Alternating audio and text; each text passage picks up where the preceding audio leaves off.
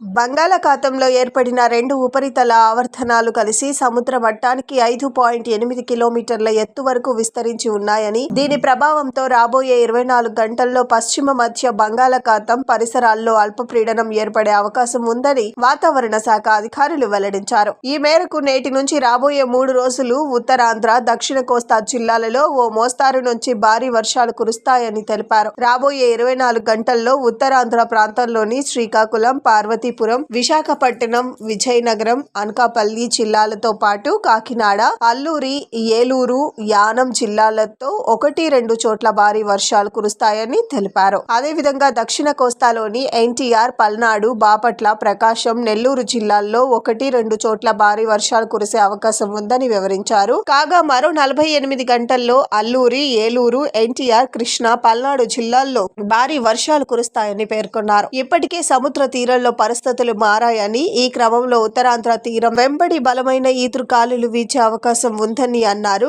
గంటకు 35-45 కిలోమీటర్ల వేగంతో బలమైన ఈదురుగాలులు వీచే అవకాశం ఉందని, ఈ నేపథ్యంలోనే మత్స్యకారులు చేపల వేటకు వెళ్లరాదని హెచ్చరికలు జారీ చేశామన్నారు.